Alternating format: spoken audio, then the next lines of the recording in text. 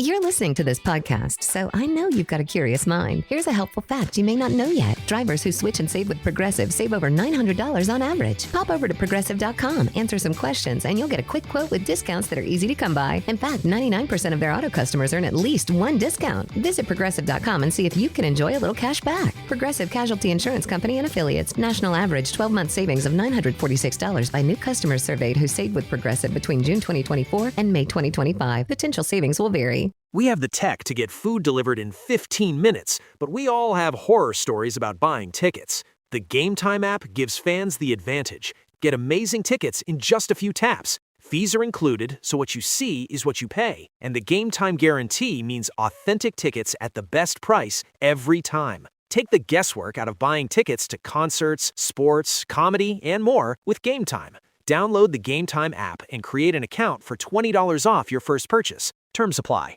Quality proteins aren't just for special occasions. With Omaha Steaks, you get mouth-watering proteins delivered right to your door, individually packaged and portioned, so a great dinner is just minutes away. From Taco Tuesday to a weekend feast, taste the Omaha Steaks difference. Start getting flavorful proteins delivered today. Visit omahasteaks.com and get $35 off with promo code AUDIO at checkout. That's omahasteaks.com, code AUDIO. Terms apply. See site for details. You're listening to the DolphinsTalk.com podcast network.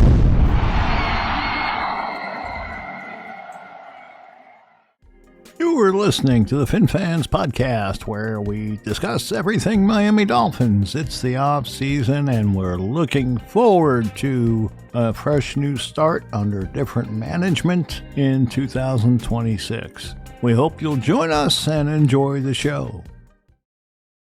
And it's another FinFans podcast. With me today are the Ragones, and we're going to talk a little bit about the draft rounds 2 through 7. Chris, you want to open up? Yeah. First of all, I'm doing great. It's draft week. We've been waiting on this week since the day our season ended. We got a couple picks in the first round. We got a whole lot of picks in the third round. So, I'm jacked up. I'm juiced. What about you, Lou? Oh, yeah. I mean, draft week, you got to be fired up about it. And the fact that we have 2 first-round picks always makes it more entertaining because, we've got one at 11 and then we come right back at 30. So, we have to keep an interest in that first round, right? See who's being drafted right in front of us. And, as guys drop, we're like, we may get a shot at this guy, or we may get a shot at that guy. So, maybe this guy or that guy is appealing to somebody else and you trade down. Or none of that at all happens, Mike. How's that? Anything is possible. Yeah. And then Mel Kiper dropped his last mock draft before the draft last week. And he had us actually trading out of that 30 pick down to 34.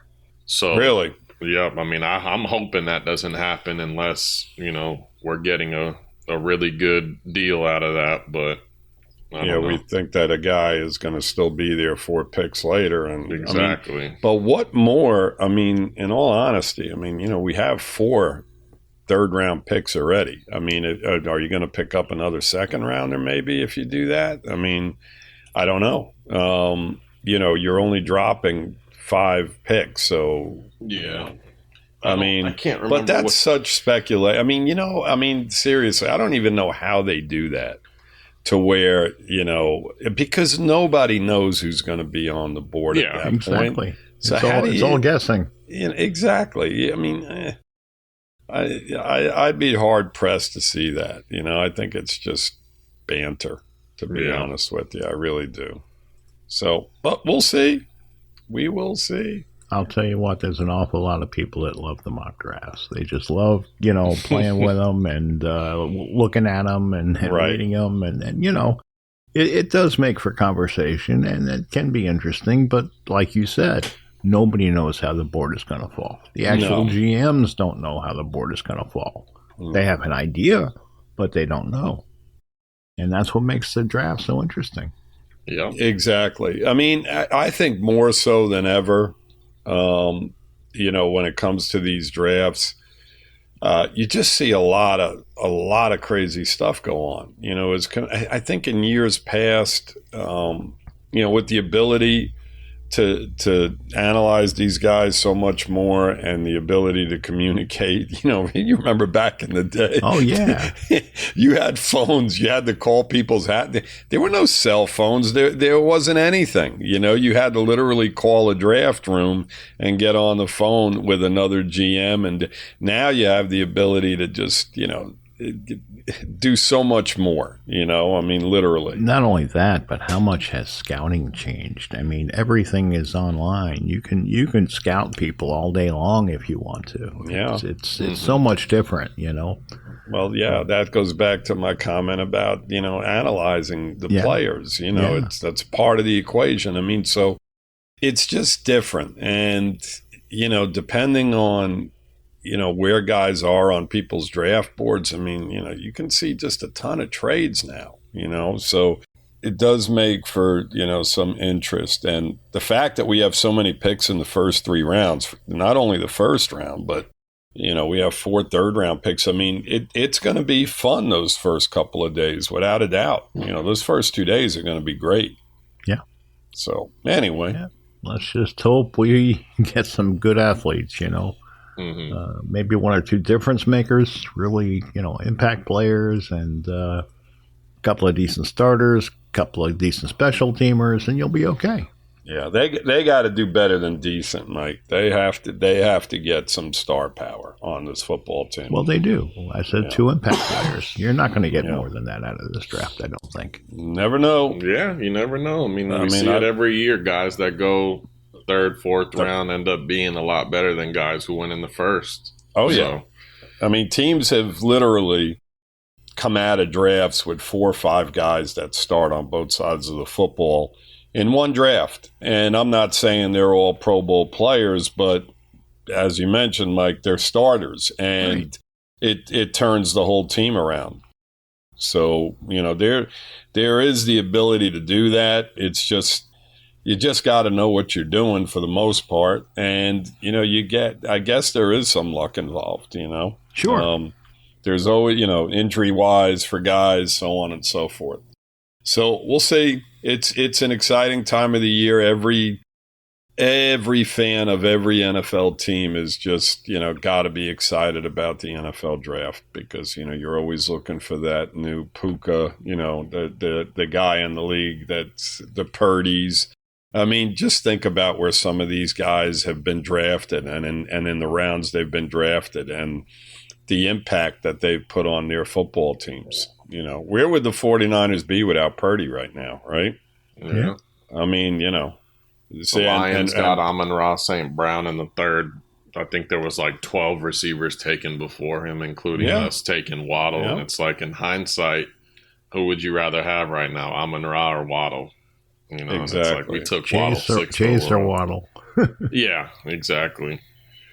Yeah, I mean, so, with all that being said, I mean, it's great. The draft's great. You get excited about guys, but, inevitably we got to wait to see, exactly what they do once the games start, That's the key there, is where guys are at. I mean, I remember when Jimmy Johnson drafted Zach Thomas, and I think the Dolphins had signed Jack Del Rio in the offseason, a veteran linebacker. We were like, oh, okay, Del Rio's been around, played for Dallas, Minnesota, solid veteran. He was a decent player. Sure. Yeah, decent player. Went on to coach in the NFL, later head coach. But Zach Thomas just came out of nowhere. And they kept saying this guy is just, and he wound up beating him out. And lo and behold, that was a Jimmy Johnson pick, right? Hall of Fame player. Yep, Hall of Fame player. Same with Jason Taylor. Round. I mean, Jason Taylor did not come with a lot of, 3rd round. Yeah. I mean, listen, if you know what you're doing, there's guys that can be had. I mean, it's just incredible. That defense that they put together with Surtain and Madison and Zach and Jason Taylor, all guys that we drafted. And literally you had 4 Pro Bowl players there. I mean, 4 Pro Bowl players. And if you throw Tim Bowens in, technically you had like 5 Pro Bowl type players on that defense. And, that's what you want. That's what we need. We need something like that out of this draft. Guys that out of one draft are going to, be impact players and go on to be Pro Bowl and possibly Hall of Fame players. That's what we need. Something. Insider ran an interesting discussion this past week about the most underrated players in our history, and Tim Bowens was voted one of those players. Mm-hmm. And rightfully so. Yeah. He went under the radar. He's the one that tied up guys in the middle of that defense so Zach could run around and make all the plays he made, Right. Yeah, he was a beast.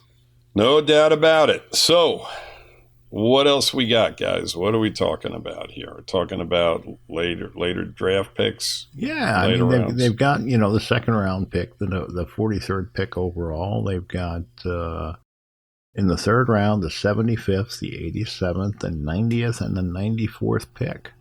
Yeah. So, that's back to back to back, They're really in a good position to kind of control the area between the 87th pick and the 94th pick. So, right. That'll be interesting to see how they manipulate that and if they keep all those picks. Mm-hmm.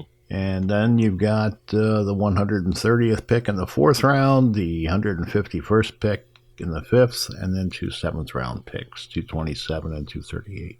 Okay, yeah. It'll be a fun 3 days, right? Yeah. For sure. Those first 2 days, without a doubt. We only have, 2 picks late? What'd you say? One in the fifth round and 2 sevenths. And 2 sevenths. So we have 3 picks late. Yeah, and the fourth round pick, too. Yeah. So that's 4 picks on day 3. Yeah, 4 picks on day 3.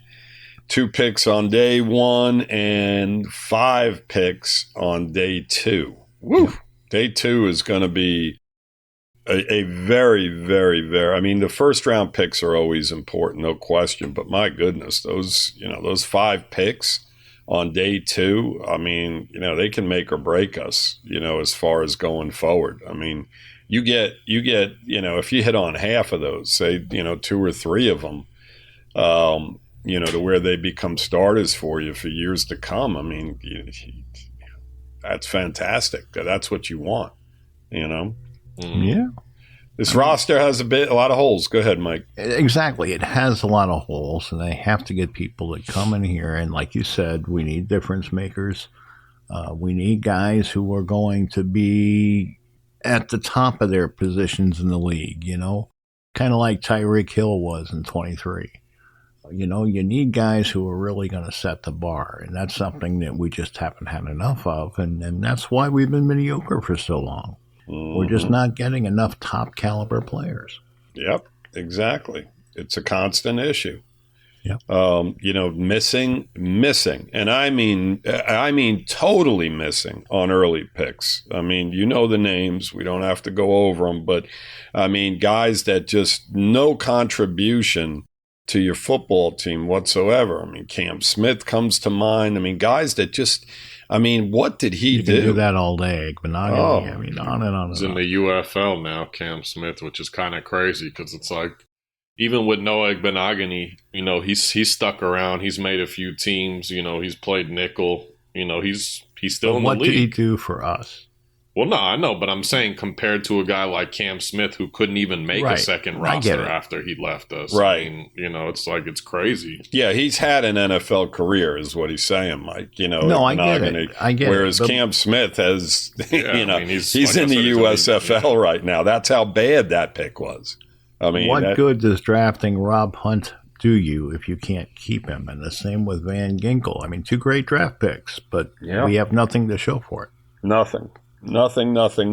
Decision making, allowing guys that were your few hits walk, guys that should be part of this football team right now. Both of them, they're both still extremely productive. And, Van Ginkel's going on both of them are going on their third seasons removed from us. Yeah.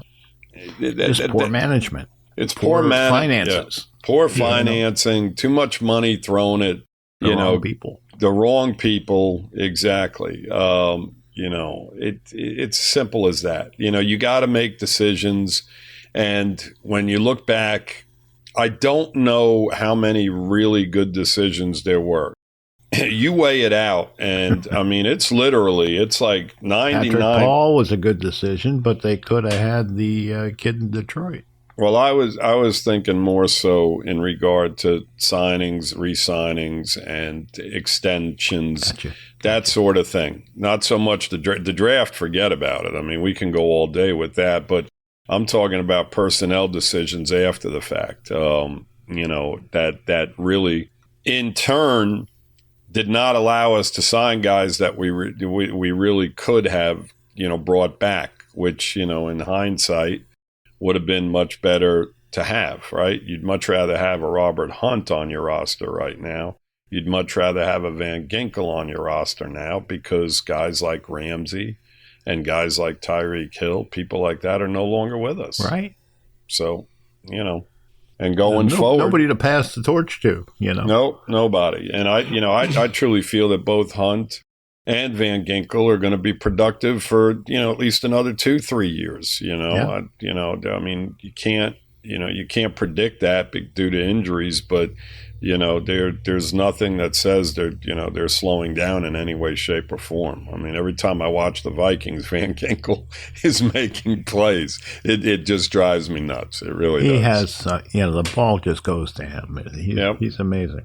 He's got great football instincts. Yep. And we recognize that, unfortunately, our GM and our head coach and our coaches just, they just didn't recognize the same thing us as fans did. So it is what it is. And Hunt, he's battled injuries the last couple of years. He hasn't been able to stay on the field, which is unfortunate for them, because they gave him a boatload of money. But I think Van Ginkel's coming off 2 All-Pro seasons, Pro Bowl seasons too. Yeah. So, I mean, he's right in the middle of his prime. So that one definitely hurts. Absolutely. And, if Hunt was here, maybe he doesn't get hurt. Yeah, I mean, who knows? Yeah, you don't know. That's luck of the draw. You just don't know.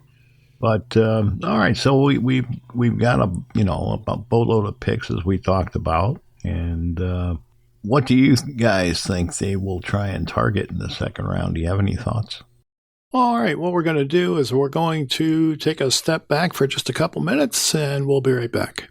You're listening to this podcast, so I know you've got a curious mind. Here's a helpful fact you may not know yet. Drivers who switch and save with Progressive save over $900 on average. Pop over to Progressive.com, answer some questions, and you'll get a quick quote with discounts that are easy to come by. In fact, 99% of their auto customers earn at least one discount. Visit Progressive.com and see if you can enjoy a little cash back. Progressive Casualty Insurance Company and Affiliates. National average 12-month savings of $946 by new customers surveyed who saved with Progressive between June 2024 and May 2025. Potential savings will vary. Quality proteins aren't just for special occasions. With Omaha Steaks, you get mouth-watering proteins delivered right to your door. Individually packaged and portioned, so a great dinner is just minutes away. From Taco Tuesday to a weekend feast, taste the Omaha Steaks difference. Start getting flavorful proteins delivered today. Visit omahasteaks.com and get $35 off with promo code AUDIO at checkout. That's omahasteaks.com, code AUDIO. Terms apply. See site for details. Weight Watchers now offers access to affordable GLP-1s.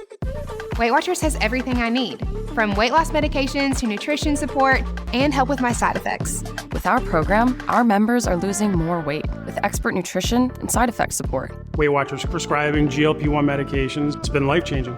Better results, expert support, lose more weight, make it last. Get started for as low as $25 at WeightWatchers.com. All medications require eligibility and prescription. First month is low as $25 with a 12-month Med Plus plan. Does not include the cost of GLP-1 medications. Oof. I mean, we talked about it. We have so many holes, and I think a lot of it's going to come down to who goes in front of us and what we end up getting in that first round with those first 2 picks. But we were talking a little bit pre-show, and, even if we take a corner in the first round, and then with our second pick in the first round, we get, an edge rusher or something, and then our first pick in the third round, or the second round, if the best player available is a corner, you got to take the corner. So I'm kind of just going BPA, unless it's a running back or something like that, or even a defensive tackle. I've seen some mocks having us taking some defensive tackles early, and I just, I think that position group is going to be all right. So I'd sway towards not taking, a defensive tackle or a running back within the first couple rounds. But yeah, really all just depends. There's some guys that I like. D'Angelo Pond's a corner that may be around at that time. He's the guy I projected. There's another guy, Brandon Kiss, Cisse. Yeah, I've seen his name. Another name that's been getting pretty hot within the last couple weeks is Chris Johnson, a cornerback from San Diego State. TJ Parker's another name, the edge rusher from Clemson who might be around. I mean, it's so funny too, just looking at these draft boards. It's like how low guys are that we'll see get taken early, and then vice versa, guys who were high on boards that, they're just going to slip. Malachi Lawrence from UCF's an edge rusher. I mean, it seems like there's a good amount of edge rushers in that range if we don't take one in the first round. But I mean, edge is another one of those positions. If we luck up and get a Reuben Bain with our first pick, and then we take another edge rusher with our second round pick, I wouldn't be mad at it. I'm sure you guys wouldn't, seeing how weak our pass rush has been the last couple of years. Oh, you've got to be able to get after the quarterback. It's a priority. Absolutely. I'm looking at the cornerbacks here, and Pons is 5'9". Yeah, he's small. He's a small guy. So I don't know that they would go for him because they seem to want taller corners. Yeah, my thought is, in the second round. And, it just depends on who's there as far as the receivers are concerned. I mean, I truly feel that second, third round, among our picks, there's going to be at least two to three receivers in this draft. And I think literally in the third round, they may very well take a couple of receivers, only because it's such a deep wide receiver class, and I think they can get some value. Now, if there's a stud still there in the second round and they haven't addressed that receiver position, in the first round, which I honestly don't think they're going to do, unless there's somebody silly still there like Tate, when we draft in the first round. I mean, if they take them there, then we go a different direction. But I think that if we do not take a receiver in the first round, then that second round pick may very well be one if there's a stud still there. And then going into the third round, we're definitely taking some receivers if we haven't addressed that position at that point, without a doubt. Yeah. I mean, we almost have to. You have to put people around Willis. We've talked about this. You're not going to have a true evaluation of the guy if you have Malik Washington and Tolbert, as your top receivers, and Tutu Atwell. That's not going to cut it. We have to get better at that position. We have to get deeper, and we have to bring some young kids in here that are going to give us an opportunity to evaluate the quarterback, which is, of course, the most important position on the football field, right? You have to have guys around them. So, my thinking is that second round pick may just go to, to receiver, depending on what happens in that first round and how many really good ones are gone at that point. Yeah, I'm interested to see how these receivers fall, because there's about 6 receivers that could be projected to go in the first round. So it's like, man, if we don't, like you said, I mean, if Tate falls to us at 11, you definitely have to consider it. I'm kind of more swaying towards, an offensive tackle, one of these tackles who can play guard, or, the edge rusher like Reuben Bain. But if those guys are gone and Tate is still on the board, I mean, he's like we talked about him last week, bigger receiver, only had 1 drop last year. It's kind of what we're looking for. Our receiver room right now is a bunch of smaller guys, with our tallest guy being 6'1". So who else do you like, Chris, as far as the receivers go? Like, is there another receiver at 11 that you would take if Tate's off the board? Lemon, Mike? Yeah, like Lemon. Yeah. I love Lemon. I mean, he does remind me a lot of Amon-Ra St. Brown, went to the same college and everything. Like I said, it really just all depends on what falls to us. Mm-hmm. But the running back's going to go, and then first overall, Fernando Mendoza is going to go. So that's kind of two positions of need or not of need to us. It's like we want things like that. I mean, Jordan Tyson's another guy who's been projected to go possibly to KC. So, I mean, I like Jordan Tyson as well. I mean, we talked about him a little bit last week, probably the most talented out of all three of these top three receivers. He just, the durability issues are a concern, especially for a team like us who's dealt with so many injuries and, but I mean, he's an animal. So, I mean, I don't know. I think if Tate's gone, I wouldn't take a receiver at 11. If they want to trade down a little bit, maybe like 4 or 5 spots, and a guy like Lemon's on the board or a guy like Tyson still on the board, then I think it's worth a swing. But I think go ahead, Chris. No, that was it. It's pretty much done. The problem with that is that teams like Dallas and the Jets, they're looking at receivers as well. I mean, I see some mock drafts where Buffalo, they have Lemon. Yeah, Buffalo, that's a little bit further down, but the Rams are there at 13. The Cowboys and the Jets draft shortly after us. So if you drop down, even 4 or 5 slots, Lemon may be off the board. You look at his numbers, Lemon. I mean, he had almost 1,200 yards receiving and 13 touchdowns. I mean, that's a big, big year. I mean, this is a guy that is constantly catching the football, and making plays in the process. You look at Tyson's numbers, 711 yards receiving, 9 touchdowns. Very good as well. I mean, missed probably I want to say between 4 and 6 games last year. Oh, did he really? Yeah. He missed that many games last year. Yeah, Tyson? you know who Lemon reminds me of when I watch his highlights? He reminds me a lot of Jarvis Landry. He's a smaller guy, doesn't have a ton of speed, but has great hands, is really good after the catch, and can just break tackles. Yeah. More of a slot guy, but he can also play the outside.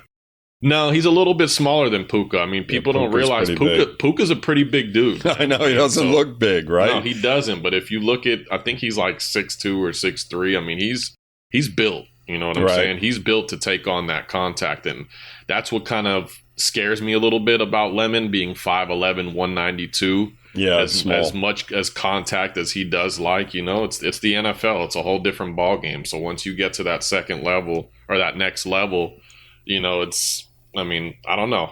I just, like I said, if Tate's not there at 11, I don't really like taking a receiver there. But like I said, it really all depends on the board and what is there. All right, let's say Sonny Styles is there, Delane is there, and Lemon is there. Who are you taking? I would say probably Sonny Styles. I mean, they're saying he's definitely a top 5 player in this draft. Yep. So, I mean, they said Delane. I mean, most boards have Delane as like a top 8, top 10 guy too. But if you're going for the best player available, I mean, it would be Sonny Styles. But if you're trying to take BPA in a position of need, I would probably go Delane there, just because we have Jordan Brooks. But we don't know what's going to go on with that. So, I mean, it's just it's crazy, and it's going to be, I'm very anxious to see what happens, and who knows, maybe even we trade Brooks in draft day. Some team gives us another third for him or something like that. So, I mean, if we did take Styles and then traded, there's so many different avenues that they can go. But I'd be shocked if Styles is still there. I really would be too. But I mean, I'd be shocked. But somebody's going to. You never know. Yeah, somebody's going to fall. Definitely, so it's just a matter of who. Mm-hmm. Right. Yep. I mean, if things. I mean, I'm looking at a lot of mock drafts. I mean, we're going to have a shot at Delane, the cornerback, in that first round. Who knows, man? I've been seeing him go in top 10 before we even get a pick. So yeah, over McCoy. Yeah, for sure. I mean, I seen one of the mocks had us taking McCoy, and he's probably more talented than Delane, but he's another guy. Did not play at all last year with a torn ACL, so it's like it's tough. I mean, he tested they did well. Go to see him, I believe. Yeah, exactly. He tested well at his pro day. He ran a pretty good 40 time. I mean, he looks good, but I don't know, man. It's just, that's another guy. I mean, if we traded down a few picks and got him at around 15, I'd probably feel better about it. But, I mean, I've seen him projected to go as high as to Dallas right after us at 12. Yeah. So I don't know, man. I mean, I know he's a little bit, I mean, you have to be cautious when it comes. I mean, the guy's a talent. I mean, the talent's there. It's like the same thing with Jordan Tyson. You know, I would put those two, except Tyson actually played last year. Yeah. You know, I mean, McCoy didn't play at all. But McCoy's 2024 tape is really good. I mean, he's a beast. But, I mean, we've talked about this a little bit prior in the last couple weeks. I mean, this 11th pick, this first pick has to be a foundational pick. And, you know, Sullivan said something interesting in his presser about one of the older guys he worked with in Green Bay who said, you know, you can't, when it comes to the draft, you can't be worried about hitting the home run. You have to, you know, doubles off the wall are just as, you know what I'm saying? He was basically saying you can't be worried about just as productive. Yeah, right. You can't be worried about making the splash pick or, you know, you just have to make sure you're drafting solid guys. And it's not just in the first round, it's throughout the whole draft. So, you know, I think they're going to be aggressive, but at the same time, it's going to be calculated, you know. Mm-hmm. I always felt that we overthink, you know, we were overthinking so many of the picks. We tried to be smarter than what we needed to be, right? Just friggin' draft. Yeah. Guys sitting there, take them. I mean, you got a stud player that's going to be a Hall of Famer somewhere down the line. You take them, you know. I mean, you got Jamar Chase sitting in front of you. You don't take them. You got Sewell right in front of you. You don't take them. These are guys that are Pro Bowl players and going to probably wind up in the Hall of Fame. And you had opportunities at them, and everybody in the world knew what type of players they were, and you passed up on them. Mm-hmm. I mean, you know, we can't do that. I mean, if you have a guy that's sitting there that you know is going to be that type of player, I don't care what position it's at other than the running back position, you take them. Because, you know, listen, we need so much, and it doesn't make any difference where we go, whether it be a guard or even a tight end, you know, the top tight end. I mean, that guy is supposed to be ridiculously good. I mean, who knows where, you know, what their thought process is right now, you know? Would you take him at 11? No. If he's there? Kenyon? Well, I mean, he'll probably be there, but I mean, he'll probably be there, and if we don't take him, then he's going to go shortly after that, because this guy is supposed to be, you know, over the top ridiculous, much like the guy, you know, Brock Bauer, and you see what a difference tight ends can make on your offense. So, I mean, I wouldn't do it, you know, but it just depends on what's there in front of you and if teams are willing to trade with you for you to trade down. At some point, you know, it takes two to tango. So, I mean, you know, we talk about trading down all the time, but you have to weigh it out and say, well, is this worth it? You know, and if you even get that opportunity. You know, if you're getting phone calls, if you're not, and a lot of the guys that you have on your draft board are wiped out, you know, some surprises, guys that you were interested in. I mean, you may have to just take a pick there that you weren't necessarily going to, and at that point, you have to take the best the best available player. You have to take the best guy on the board. That's my philosophy. You know, as depleted as this team is talent-wise, you have to do that. I think you have to do that over and over again, at least in this year's draft. Yeah, Sullivan spoke about that. They asked him about potentially trading up, and he said that, you know, right now with how our roster is and stuff like that, like he would be more inclined to trading down than he would be to trading up. And he said one thing he's always going to do is pick up the phone and listen. You know, that doesn't necessarily mean that we are going to trade down, even if teams call. But if he feels like, you know, it's worth trading down and we're not moving down that far, you know, it's something that he's going to consider. So, very good. Right. If there's four guys there that I like and I got to move down 3 spots, I know I'm going to get one of them. Yeah. Right. Exactly. There you go. Yep. Exactly. It's always going to depend on how much they like a guy, and I truly believe in this regime that they have guys out there that, there's going to be 10 guys picked in front of us, and they've probably got, maybe 15 guys, to where I think they'd be very, very content with getting, there's going to be probably 4 or 5 guys available that they probably have on their draft board that they would love to have. Sure. They're in a good position, at number 11. Could it be better? Absolutely. But when you look at this draft, guys, right?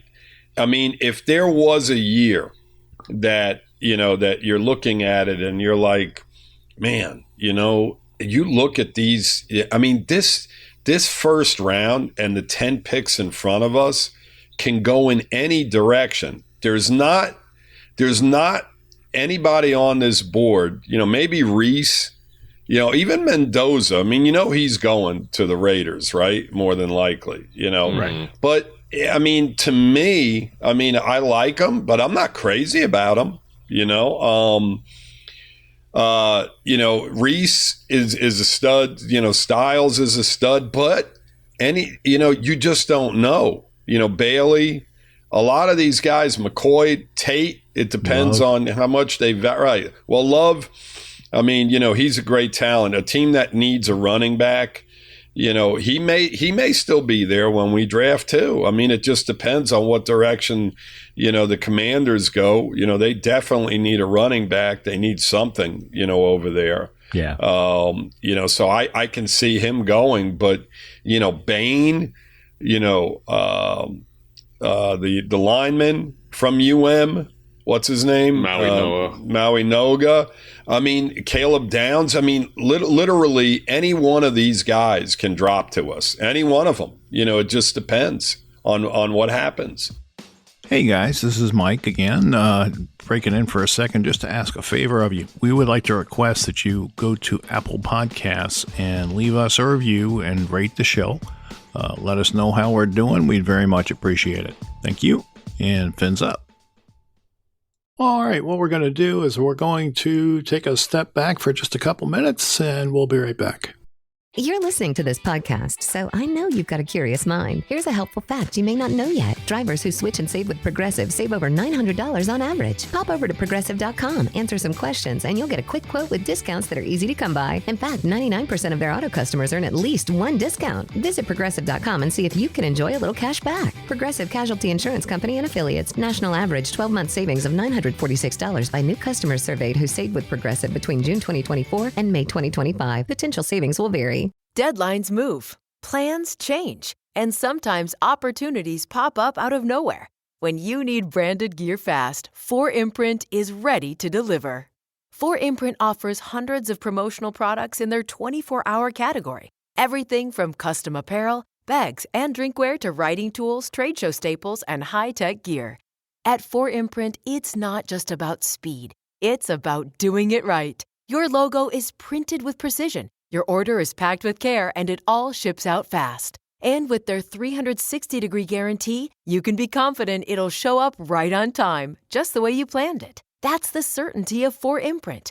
So if you're prepping for a last-minute event or jumping on a big opportunity, you don't have to settle or scramble. With 4imprint, you get fast, reliable service and peace of mind built right in. Check out their full 24-hour selection at 4imprint.com. 4imprint, for certain. Weight Watchers now offers access to affordable GLP-1s. Weight Watchers has everything I need, from weight loss medications to nutrition support and help with my side effects. With our program, our members are losing more weight with expert nutrition and side effect support. Weight Watchers prescribing GLP-1 medications. It's been life-changing. Better results, expert support, lose more weight, make it last. Get started for as low as $25 at WeightWatchers.com. All medications require eligibility and prescription. First month is low as $25 with a 12-month Med Plus plan. Does not include the cost of GLP-1 medications. Yeah, I mean, there's 5 or 6 guys there you really would not mind taking. Not at all. And it need positions to boot. So, we're in the first round. I mean, so, we can't seem to get, get the discussion off of the first round. We were supposed to talk about the other rounds, but it's always circling back to what we do in the first round, and then it'll probably obviously affect what we do in rounds later, depending on what, where we draft, what type, what positions we're drafting at. So it's really hard, Mike. I mean, I'll be honest. We talked about Chris Bell earlier. He's probably the guy I would target in the second round, the wide receiver. The wide receiver, The only issue with him, and he has, all the talent in the world, but he has some off the field stuff, which, I know the last regime, for the most part, as far as guys we drafted recently, were high character guys. But, we brought in some of those free agents that were wild cards, and they kind of shook up the locker room. So with how I've listened to Sully and Halfley talk, I think they're going to stay away from those type of players. Maybe. What kind of problems has he had? I'm not 100% sure. I just heard them talking about it on one of the shows. So, I don't know. I mean, he's had a little bit of injury history too, but I like him as a prospect. I mean, if he's there in the third with one of those 4 picks that we have, why not? You take a shot on him.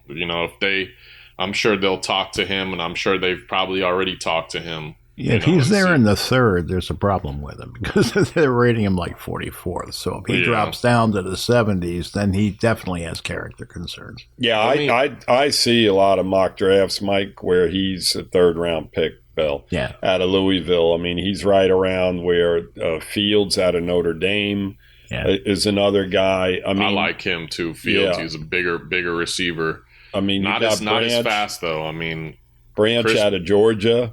Yeah, he's a smaller guy. I mean, I'm not gonna say I don't care how good they are, but like as far as receiver types, I mean, I just don't want any more small receivers. We have enough of those. We have Tutu Atwell. We have Malik Washington.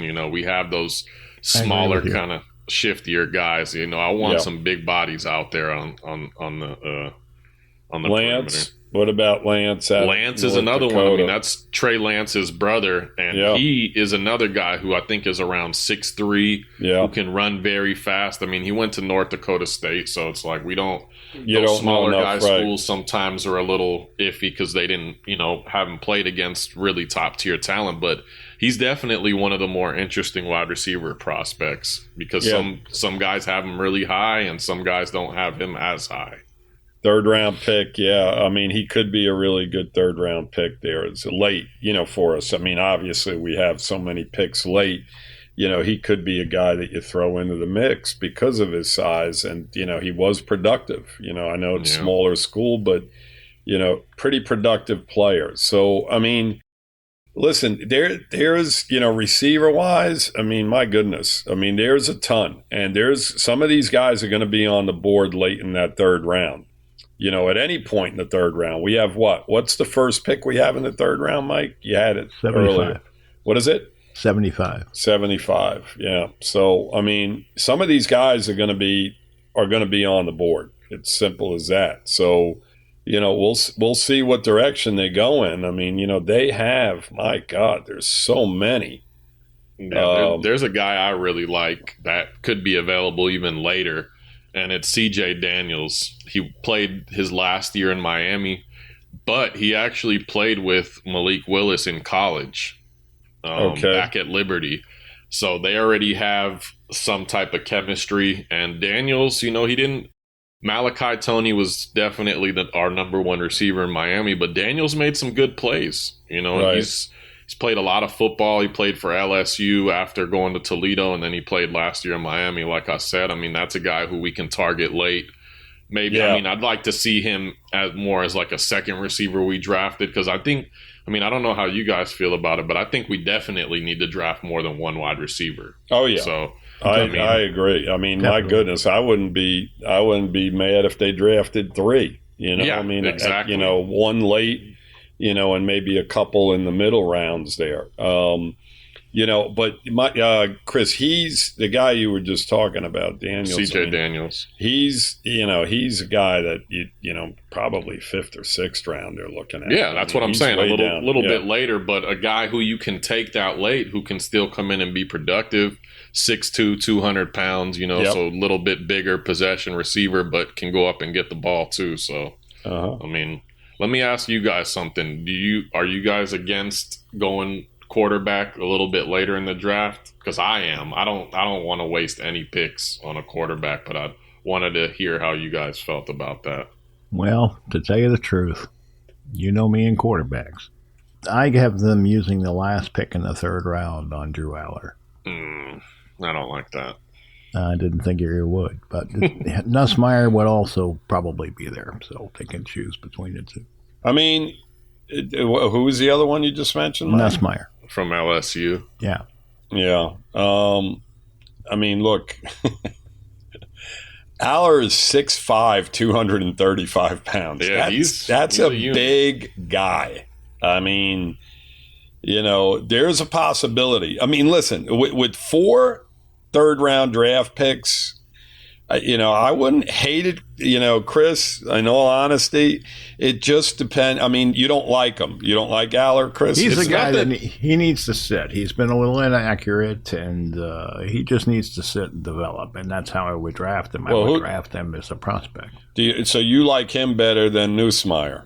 I think I do. I do, too. And he's got a huge arm, like you just said. He's big. I mean, yeah. But the thing is, if we're going with Malik Willis at quarterback, I think maybe you try to take somebody who's similar, as to where, an example of I know there's not many quarterbacks that are like Tua, but when Tua got hurt and we brought in another quarterback, Skylar Thompson, you have to completely change the offense. I mean, a guy who I would go with if he's available later is Taylor Green, because I'm not going to say he's the same thing like Malik Willis, but he's more similar to where if Malik did go down, you don't have to completely change the game plan. You can kind of run the same type of stuff. Right. I'm looking at a developmental quarterback, Chris. I'm not looking at somebody I'm expecting to play this season.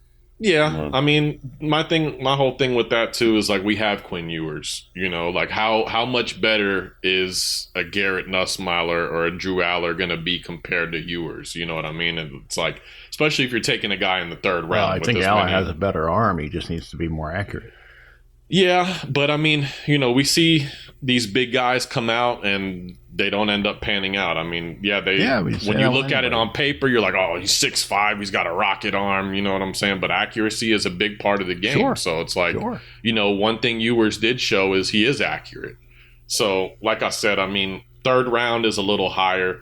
I mean, if we took a guy like Taylor Green later, Cole Payton's another guy who has been getting some buzz. If you take him in the 5th, 6th round, I mean, even I'm not going to say Carson Beck, because I think he's too similar to what Ewers is. And I said, I mean, we have so many holes. It's I don't want to waste any draft capital on a position that, I mean, because even if you take a Drew Aller in the 3rd round, I don't think he's going to end up beating out Ewers this year. And it's I know we're drafting. No, I don't future, either. But I don't project him to. It's kind of a waste if you're taking a guy in the 3rd and he's not even going to be your backup quarterback. You know what I'm saying? I just don't like that. Well, we don't know that. I mean, if he came in and he played well, I mean, you don't know that. We don't know. I mean, if Ewers, if he comes in and this guy plays well, you never can tell. I mean, I don't know. I don't know enough about him to really, speculate. But with 4 third-round picks, I mean, there is a possibility. And who's to say that, if he's there in the 4th round, I mean, you almost have to consider it, right? I mean, if he's there in the later rounds, 4th, 5th, 6th, 7th round, my thought is that if you look at these guys, the guys that are in control right now, they constantly draft quarterbacks. They do that. They're always bringing a guy in as a project, and if they feel that there's nobody on the board, that's going to help that, the football team, they'll roll the dice, I would think, because they've done it in the past. They like having guys that sit back and watch for a couple of years. So there's a possibility.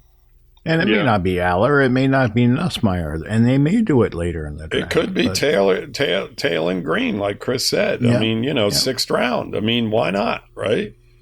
So it just depends on what they project them to be. Yeah, and I'm just kind of more against it too, just because of how deep the next year is supposed to be as far as quarterback. So it's like I don't want to take a pick this year and then, Malik Willis ends up not working out, and then this guy who we drafted is – kind of in that same boat as yours, and then you wasted a pick, and now going into the 2027 draft, now you got to take, now you have to take. But you can't bank on it, Chris, because the back half of the season, the young kids may start playing better, and you may start reeling off a few wins that maybe you didn't expect to have. There's no guarantees that you're going to be in a position to draft one of the guys you want next year. So, yeah, there's a lot of ways you can do it, and maybe they don't draft a quarterback at all. I mean, that's possible too. So we'll see. It's gonna depend on who they like at that particular point in the draft. Obviously, they have to get pass rushers, as we said earlier. That to me has got to be a priority. I think cornerback has to be a priority. Offensive guard has to be a priority. All right, I mean, we could play around all day and name prospects and stuff, but the odds of us hitting any of them right are probably pretty slim, But it's fun to do, and we're looking forward to the draft, and I think, as the week goes on, we'll get more excited. But, you just hope that they can get some players in here that are going to be football players, that are going to be players we're proud of, that we look forward to watching play on Sundays. And that's the bottom line. Any last thoughts, Lewis? No, I'm good. Looking forward to it. We'll be back Thursday night after our first two picks, and hopefully, we're jacked up and very excited about those picks. That'll be fun. All right. Thanks for joining me, guys, and thanks for listening, everybody. We'll be back on Thursday, as Lou said, and until then, fins up. Fins up. Fins up, Dolphins. And that's the end of another show. I want to thank the Believe Network for allowing us to join them this year, and the Dolphins Talk Network, who we've been a part of for many years. I want to thank both of these outfits. They're exceptional people, and we're proud and honored just to be a part of it. Until next time, take care.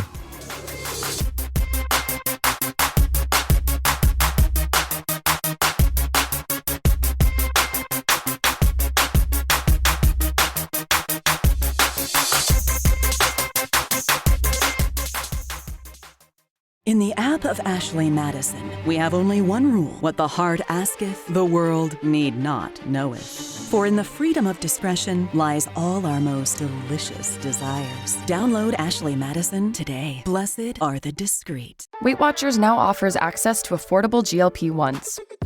Weight Watchers has everything I need, from weight loss medications to nutrition support and help with my side effects. With our program, our members are losing more weight with expert nutrition and side effect support. Weight Watchers prescribing GLP-1 medications. It's been life-changing. Better results, expert support, lose more weight, make it last. Get started for as low as $25 at WeightWatchers.com. All medications require eligibility and prescription. First month is always $25 with a 12-month Med Plus plan. Does not include the cost of GLP-1 medications. If you like the show, please take a moment to rate, review, and subscribe. It really does help the show to grow. Thank you for listening.